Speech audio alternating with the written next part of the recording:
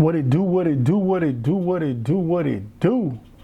Back at you with another one. So today, I want to talk about something that Jeff Teague said about Shea and his style of play, right? Basically, what he was saying was Shea might have saved the NBA.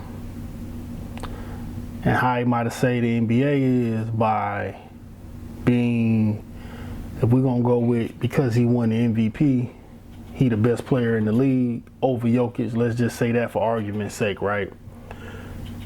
He play, his whole playing style is based off the mid-range, right?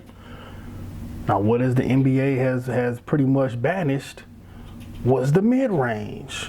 You know what I'm saying? But a lot of players need to bring that back. Like, we tired of looking at, the views is down. Everybody getting tired of you just chucking up threes. It's not aesthetically appeasing to watch you just shoot threes. Like, nobody want to see that. So I'm gonna let y'all hear what Jeff Teague had to say, and then I'm gonna chime in with my 10 cents. So here you go. I think SGA saved the NBA. Okay, this is what I'm saying. I'm not saying because of how he performed, but the way he play, he saved the NBA, because the NBA is a copycat league, and he perfected the mid-range game, right? That's a fact. So he brought back the ability to be able to shoot mid-range shots. Fuck the NBA. He saved basketball, bro. Pretty much, because the game was. Kids don't shoot middies. Nah, it was either a three or a layup. I got crucified in Minnesota for wanting to shoot a mid-range shot if it wasn't a three or a layup for analytics. And him being the MVP and his go-to shot is a mid-range shot. Yeah. He literally just saved the NBA. Well, like Marcus said, basketball, because that is a shot that you could, if you can perfect it, you always gonna get a good shot. Open, bro. It's always a good shot. Defenses are made for you to take that shot, and he perfected it. And now it looks crazy because y'all let him get to his bread and butter, and he's scoring at will. But I don't understand why it ever got took out the game. Most of the best players in the league got middies, bro. KD, Kawhi, CP, middies, bro. Yeah, but they analytics. They try to analytics. Best the world have mid ranges. But you got But you gotta think he made it acceptable again, because like you said, even though his game is very smooth, but he's not the most entertaining person. But if you watch basketball, you like, man, how is he so effective? And it's all based off his ability to get to the mid range. Right. So now other people watching is like, you got to be a 3-level scorer if you're gonna be a scorer on our squad, because we got to be able to get a good shot every time. See the difference between him and Ant-Man. Ant-Man can shoot mid range shots, but his go-to thing is getting to the bucket or a three, because that's what it was preached to them, right? But he's so skillful and so explosive. If he played in the mid range area, like when they was double teaming him, he'll get so many easy baskets. Okay, so y'all heard that, right? And I agree 100%. Like, I miss the midi, right? Like, and it's crazy because even though while the NBA didn't pretty much banished the three from an analytics standpoint, all the best scorers still use middies.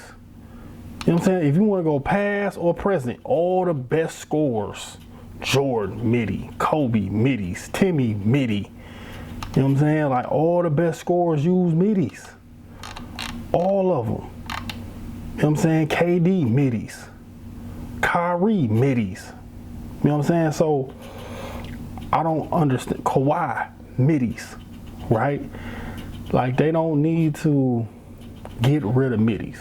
Because threes, it's like a good shot is relative. You know what I'm saying? Like, a three ain't the same. It depends on, is it contested? Is it open? And who is shooting it?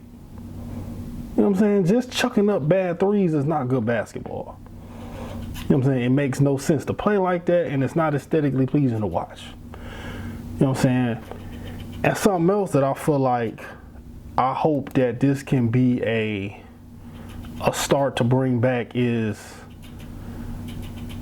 let's glorify the two-way player, right? Let's stop over glorifying the ball dominant one side of the ball player, right? Like, let's that was cool, that's all right. But when you look at teams that win, it's two-way players. Like, you know what I'm saying? Boston won last year. All two-way players. OKC look like they're on their way to win this year. Ball don't stick. Bunch of two-way players. That is better basketball. Better to watch. Smarter basketball. The whole ball dominant thing and I'm pounding the ball for 17 seconds out the shot clock. Like, that's not fun to watch. Like, it's not. It's not. Because you ever notice that the only players that you hear need help, so to speak, or I ain't got enough help, so to speak, is the ones who Super Bowl dominant. Because they don't have no rhythm. Your role players can't get no rhythm if one person is dribbling the air out the ball. You know what I'm saying? So, can we bring back two-way players? Like, can we make that the new thing to be and actually criticize you for not playing no defense and not acting like no defense don't matter because what you do on the other side of the ball, it does matter, okay? You definitely got to have defense. So, I'm curious to know, like, with this whole copycat league thing, right? OKC, I'm guessing, gonna go ahead and win the title. Now, is that gonna be enough for teams to be like, you know what? Maybe this whole three-point shooting thing was like a phase. It's not the answer, right? And another thing on top of that, not just the two-way player and not just the middies, but just players playing to their strengths in general, right? Because that's the issue too, right? Like, it's common sense. Like, if I got a big and you put a small on the big need to take his ass to the paint and go get a jump hook or a dunk. You know what I'm saying? Like, we only hunt mismatches from the perimeter in, but we don't hunt mismatches from the paint out. You know what I'm saying? Like, the mismatch is the big getting the ball. The same way the guard being guarded by the big is a mismatch. The big being guarded by the guard in the paint is a mismatch. Can we hunt that too? You know what I'm saying? Like, we'll get a switch and it'd be a 6'4" dude on a 7-footer and the 7-footer don't even look at the basket. Like, dude, at 7 foot tall, if a dude's 6'6" guarding you, bro, that's like getting checked by a kid, bro. You can literally turn around and just drop it in the rim. Perfect example.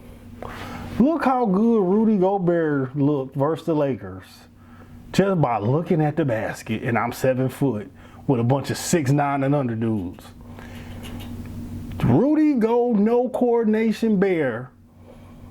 I'm talking about Shaq. He would be Shaq in a fool MVP if Shaq still picked on people. He was looking like Wilt just because he's 7 foot and look at the basket. You know what I'm saying? So can we bring that back too? Bigs take advantage of mismatches, not just guards hunting for mismatches, and play the game based on your strengths or roster, not be so gun-ho on jacking up threes. Everybody can't shoot. Everybody should be, some people should be open. Everybody's not a shooter. You know what I'm saying? You got scorers, you got can shoot, and you got shooters. You know what I'm saying? It's a difference. Like, a lot of people not actually shooters. You know what I'm saying? Like, they can shoot threes, they can score, they might need a rhythm, but they not just knockdown shooters, right? Like, it's really not a lot of just knockdown shooters. Like, it's a difference between like a shooter, you'll be surprised when they miss. When you can shoot, you still hope that they make it. You know what I'm saying? Like, when Steph shoot the ball open, when he missed a three, you feel like he missed the layup. You know what I'm saying? Like, that's a shooter. Early Clay, he open, yeah, you shocked if it don't go in. Reggie Miller, Ray Allen, those are shooters.